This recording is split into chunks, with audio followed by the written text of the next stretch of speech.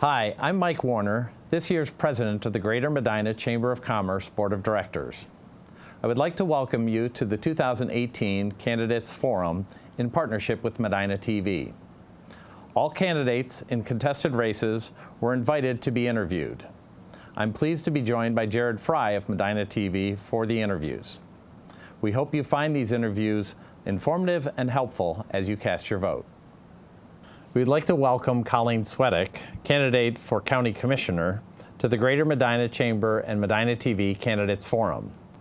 Let's begin by having you tell us a little about yourself. Okay, my name is Colleen Swedyk. I have lived in Medina with my husband for the past 30 years. We have one son, Jay, who's 26. I attended Baldwin Wallace College. In the 80s, I got a degree in finance, and I spent my early career in banking. Then I was lucky enough to become a mom, and I took a 7-8 year break from my career and stayed home, and it was wonderful. Those will always be the best years of my life. I was very lucky that I had the opportunity to do that. Then when I came back into the working world, I had a graduate degree in integrated social studies and education, and I was an adjunct professor at Cuyahoga Community College for 8 years. During that time, my husband always says it was my midlife crisis. I turned 40 in November 15 years ago, and the fiscal officer position in Hinckley Township opened up, and I ran for it, and I won. But he always says that was my 40-year-old crisis, that I wanted to go out into the world and do something different than I was doing. And so my first elected position was the fiscal officer of Hinckley Township, and then a few years later became the Medina County Recorder, and I have been the Medina County Recorder for the last 12 years, which a lot of people don't know what the recorder does. The recorder is responsible for all the deeds and mortgages within the county, any transaction that encompasses land, and we have to keep those records in perpetuity. I can tell you a piece of land all the way back to the beginning of time. We keep those records in our office. So I've run a county department. I help run Hinckley Township for 13 years, and I've run a county department now for 12 years. And so I'm excited about the potential of taking the next step to Medina County Commissioner. Very good. For the viewers at home, can you start by describing a little bit about the role of a county commissioner? A county commissioner. Well, a county commissioner, of course, oversees, one of the most important things that they do is oversee the budget and the tax dollars that come in, and they appropriate those dollars to all the departments in the county. So one of the most important decisions that they're making is, this is the budget for this department, this is the budget for that department. And then you entrust your department heads to run their individual departments. But of course, those funds, knowing that there's always the importance of safety, security, maintaining of roads, maintaining of the sheriff's department. So it's an important responsibility, because you are taking other people's money and you are using it to serve them in the most effective way. And so although the county commissioners do not directly run each and every department in the county, they do oversee the budgets. They hope to make sure that they have excellent people running the departments for them. And those are the departments that are not run by an elected, because some of the departments are run by elected and some of the departments are run by the county commissioner's office. But, managing taxpayers' dollars and making sure that they are appropriately distributed to the correct department so that everybody in our community is served is the most important function of a county commissioner. Mm-hmm. And since you did such a good job of explaining the commissioner's position there, what skills or expertise do you feel you bring to that position? Well, this had been a goal of mine for a long, long time, and I do feel like I took the appropriate steps in educating myself, not only in formal education through my degrees, but in the jobs that I look to attain and to strive at. First of all, helping to run a township for 13 years as the fiscal officer of Hinckley Township, you're in charge of the management of the money, the financial projections, the appropriations for the departments. It's very similar to a county commissioner position at a smaller level. So instead of for the entire county, you're doing it for one entity, and I was fortunate enough to do it for a long period of time for Hinckley Township. So I took the time to become an expert on governmental budgets. So then my next step is a county level department as county recorder. So you take the taxpayer dollars that you are given and you use those taxpayer dollars to effectively serve the people in a county department. You're constantly trying to find ways to make the most of the money that you have, to do innovative things, to update technology, to find ways to even do more with less, which is very possible in the 21st century age with computers and technology and upgrades. So I feel that I took the appropriate steps, helping to run a town, helping to run a county department, to educate myself and prepare myself to help run the county. Now that was good on the skills and expertise. Now another trait is leadership that's closely tied in with those. What leadership skills do you think you have that may differ from your opponents? Well, I don't know if they differ from my opponent because I don't, to be honest, don't know my opponent very well. But I do feel I've always been a person who's been able to work with other departments, who has been able to make an employee understand, yeah, you know how to do this job, but it's also going to be important if we cross-train you and teach you how to learn this job for when so-and-so's on vacation or should someone else get sick. I would like to bring those kind of things where encouraging people and leading people through encouragement to maybe cross-train through departments. I don't think it's something that we've done a lot at Medina County, where you maybe have some employees who are cross-trained to help a department that is maybe only busy certain times of the year, or who we know is going to have a huge, issue with a medical leave or vacations, where you can say, hey, a couple of you are going to go over here today.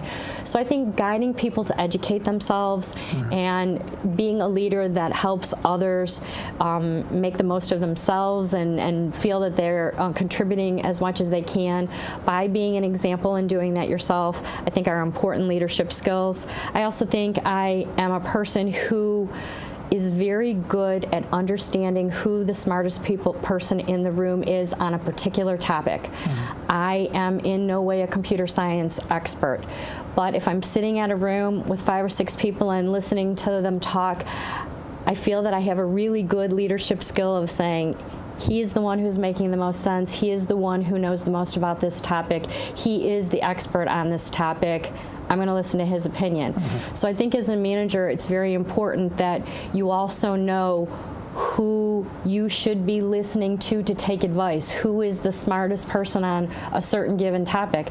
Sometimes on a certain topic, I feel that I'm the smartest person in the room, but certainly there are many, many times on many, many topics where I need to defer to someone else and really listen to their ideas, really listen to the opinions, and maybe listen then to the alternate opinions in the room and try to make the best effective decision. Sure.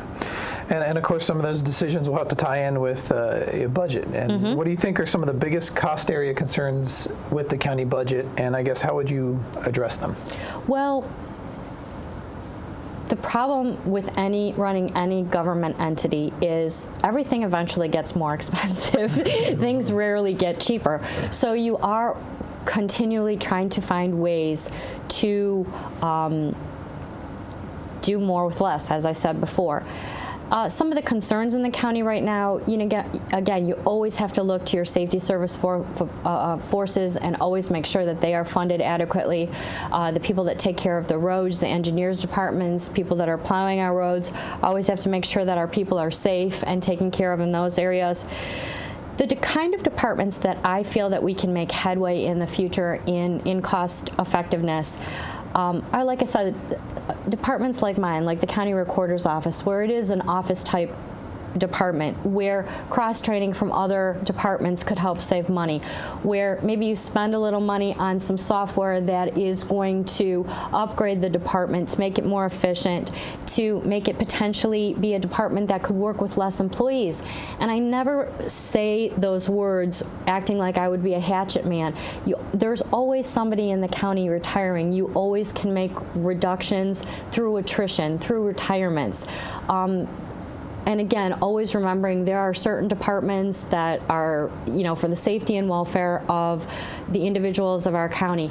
But we do have a lot of departments that are more office type, service type departments, where I think we could look to maybe cross-training, maybe sharing of copier contracts, maybe sharing of, supply purchases, a lot of things that we can do to look to make cost savings in the future.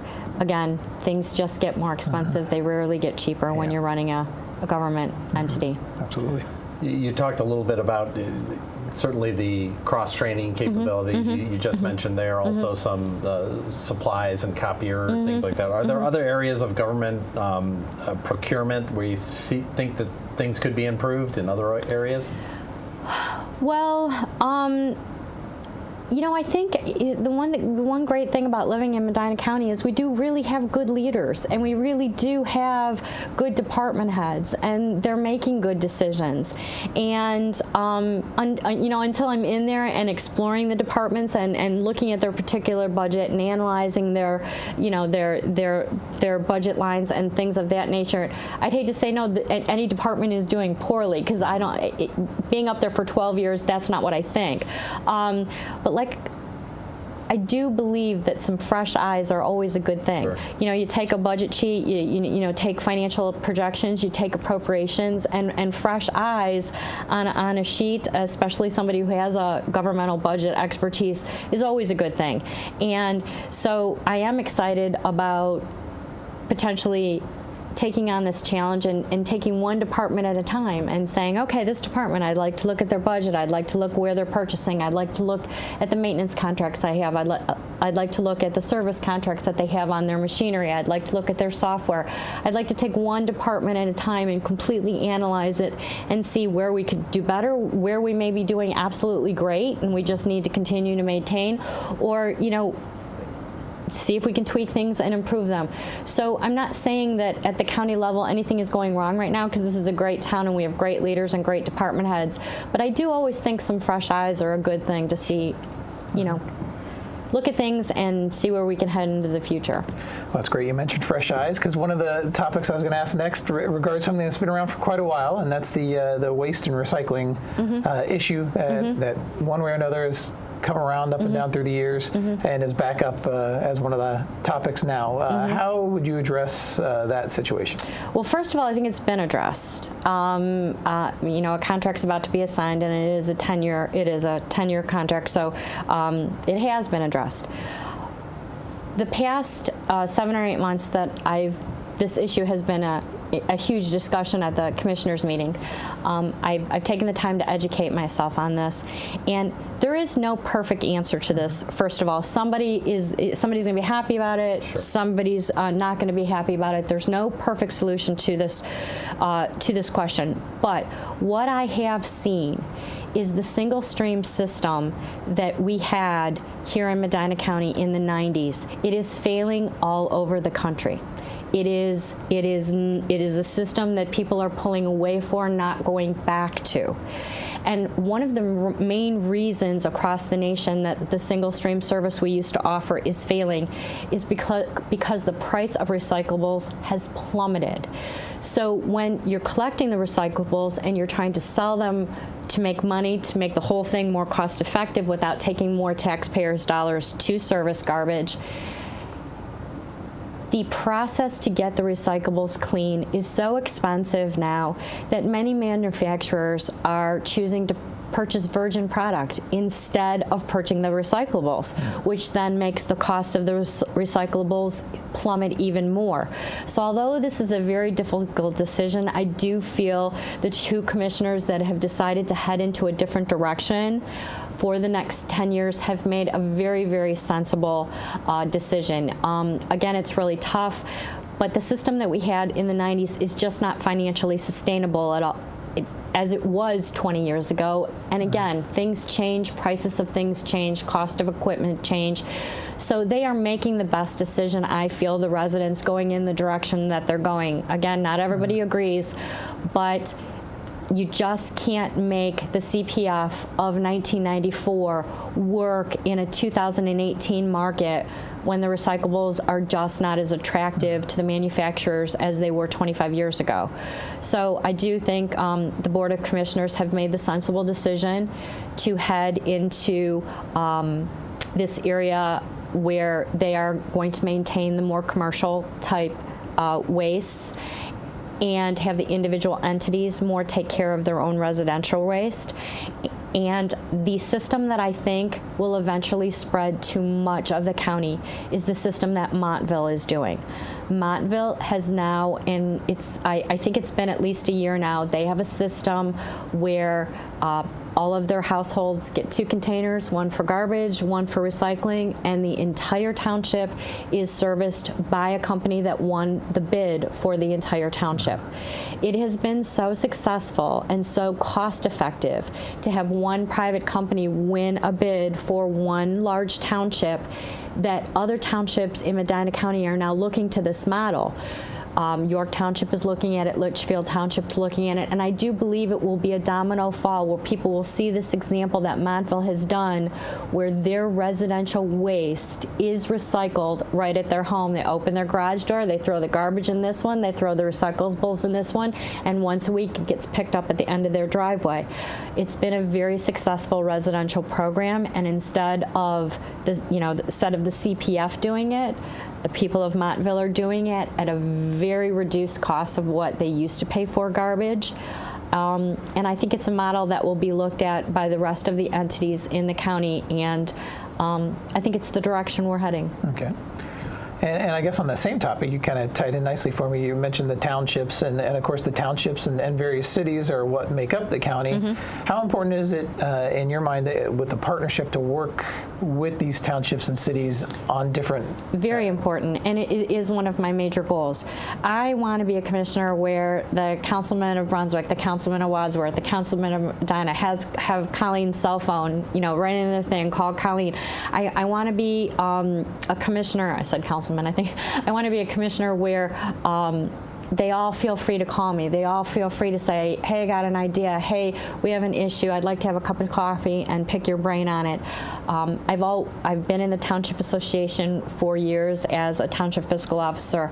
I've seen what uniting not only just locally, but uniting at the state for the townships, how it's been a powerful educational program for a way to share ideas.